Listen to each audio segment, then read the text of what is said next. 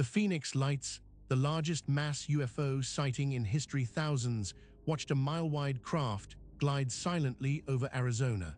Then the governor admitted he saw it too. Late afternoon sunlight fades over the Sonoran Desert on March 13, 1997. Across 3 jurisdictions spanning hundreds of miles, thousands of ordinary people prepare for an evening that transforms their understanding of what moves through American skies. Within hours, the most witnessed unidentified aerial phenomenon event in United States history unfolds across Nevada, Arizona, and northern Mexico, leaving military personnel, commercial pilots, law enforcement officers, and a sitting state governor struggling to reconcile what passes directly overhead with any conventional explanation. At approximately 7:55 in the evening, residents near Henderson, Nevada, observe something unexpected. A formation of lights arranged in a distinct V-shape appears in the darkening sky, moving southeast at steady speed. The objects emit no sound. Multiple witnesses step outside, drawn by neighbors pointing upward, and watch as the formation continues its deliberate path toward Arizona. The lights maintain perfect geometric spacing. No engine noise accompanies their passage. Within minutes, the formation crosses from Nevada into Arizona airspace. By 8:17, the formation reaches Prescott, Arizona. Multiple independent observers in this northern Arizona city report the same phenomenon witnessed minutes earlier in Nevada. What they describe exceeds simple lights in formation. Witnesses report a massive solid structure blocking out stars as it passes overhead. The shape remains consistent, a perfect V, apex forward, moving silently at altitude low enough that observers can discern its silhouette against the night sky. Trained observers, including former military personnel, note details that separate this sighting from conventional aircraft. The absence of navigation lights, the complete lack of engine sound, the sheer physical size of whatever moves above them. The formation continues southeast, maintaining its course directly toward the Phoenix metropolitan area. At 8:30, it enters the most densely populated region along its path. What follows becomes the most documented segment of the event. Hundreds, then thousands of Phoenix residents observe the formation passing directly overhead. Commercial pilots familiar with every aircraft type in operation watch from their yards and driveways. Off-duty military personnel trained in aircraft identification step outside and look upward. Law enforcement officers pull their vehicles to roadsides. Families gather in streets and parking lots. All watch the same phenomenon. A massive V-shaped formation of lights moving silently southward at low altitude. Witness descriptions demonstrate remarkable consistency despite geographic separation and lack of communication between observation points. The craft appears enormous. Estimates from trained observers range from half a mile to more than a mile in total wingspan. The structure moves as a single unit, not as separate objects in formation. Multiple witnesses describe the craft blocking out stars across a vast section of sky, suggesting solid mass rather than individual lights. The silence remains absolute. Observers standing directly beneath the formation's path report hearing nothing: no jet engines, no propeller wash, no mechanical sound of any kind. Commercial pilots observing from Phoenix provide technically detailed accounts. These witnesses, familiar with every commercial and military aircraft operating in American airspace, state clearly that what passes overhead matches no known aircraft profile. The size alone exceeds any operational military transport or bomber. The lack of sound contradicts every propulsion system in conventional use. The formation's ability to maintain perfect geometric spacing at low altitude without visible control surfaces or engine pods defies standard aeronautical engineering. The formation continues southeast beyond Phoenix, passing over suburbs and desert terrain. Witnesses along its path in Casa Grande and other communities south of Phoenix report the same phenomenon. The objects maintain course and speed. No deviation occurs. No communication attempts are documented. No military intercept takes place despite the formation passing directly through restricted airspace near Luke Air Force Base, one of the most significant Air Force installations in the southwestern United States. At approximately 10 o'clock that same evening, a separate event occurs over Phoenix. A stationary arc of lights appears above the city, visible from multiple vantage points across the metropolitan area. Unlike the moving formation observed hours earlier, these lights remain fixed in position. Witnesses videotape the stationary lights extensively. Photographs capture the arc formation clearly against the night sky. The lights remain visible for an extended period before extinguishing one by one from right to left until all disappear. This second event generates its own documentation separate from the earlier sighting.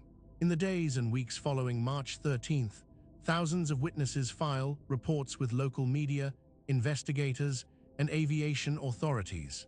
The accounts demonstrate geographic spread across hundreds of miles and temporal consistency, matching the formation's calculated speed and trajectory.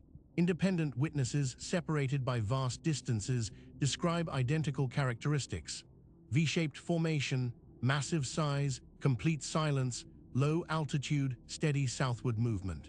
The volume of consistent testimony from credible observers presents documentation unprecedented in American UAP history. Governor Fife Symington, serving as Arizona's chief executive in 1997, holds a press conference in June addressing the Phoenix Lights reports. At this public event, Symington brings out a staff member dressed in an alien costume, treating the mass sighting as material for humor. The press conference effectively dismisses thousands of citizen reports and closes official inquiry into the event. For a decade, the governor's public position remains one of skepticism and mockery toward witnesses who reported what they observed. In 2007, 10 years after the event and following his departure from office, Fife Symington reverses his public position completely. In interviews and public statements, the former governor admits he personally witnessed the craft on the night of March 13th. Symington describes going outside during the event and observing the formation himself.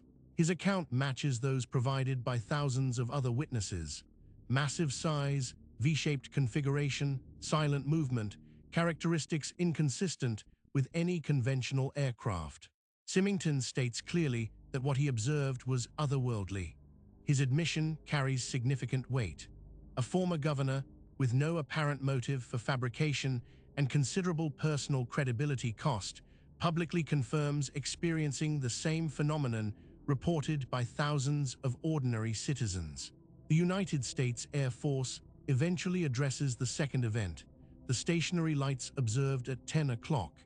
Military officials attribute these lights to flares dropped by Amenas 10 aircraft from the Maryland Air National Guard, conducting training exercises at the Bari M. Goldwater Range south of Phoenix. This explanation accounts for stationary lights photographed during the later event.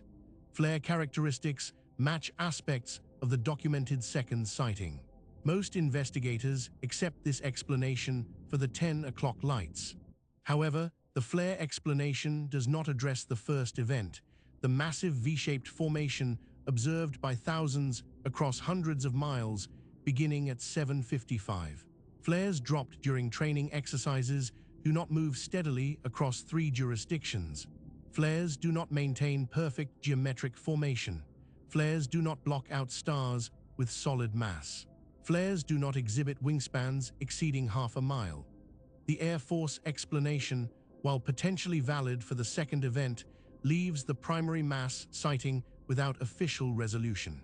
Luke Air Force Base radar records from the evening of March 13th remain unreleased to public inquiry. Multiple requests for documentation of what military radar systems detected that evening received no substantive response. The absence of emergency protocols, despite a massive unidentified craft passing through restricted airspace, raises questions documented by researchers. Either military authorities possessed prior knowledge of the formation's passage, or deliberate non-engagement protocols were followed. Neither explanation appears in official statements. The Phoenix Lights event establishes multiple precedents in UAP documentation. It represents the largest number of witnesses to a single aerial phenomenon in American history. It includes testimony from highly credible observers, including commercial pilots, military veterans, and law enforcement personnel trained in aircraft identification. It demonstrates geographic scope spanning hundreds of miles with consistent descriptions across separated observation points. Most significantly, it includes public testimony from a state governor who initially dismissed the event, then admitted personal observation after leaving office. 27 years after March 13, 1997, the Phoenix Lights remains unresolved. The volume of witness testimony, the credibility of observers, the consistency of descriptions, and the physical characteristics reported combine to place this event beyond conventional dismissal. Governor Symington's delayed admission, issued at personal cost with no apparent benefit, stands as the most politically significant single testimony in post-World War II American UAP history. Whatever moved silently across southwestern skies that evening, observed by thousands, photographed extensively, and witnessed by Arizona's chief executive, has never received adequate official explanation. The case endures not through speculation, but through documentation. Thousands of independent witnesses, hundreds of miles of consistent observation, credible testimony from trained observers, a governor's admission.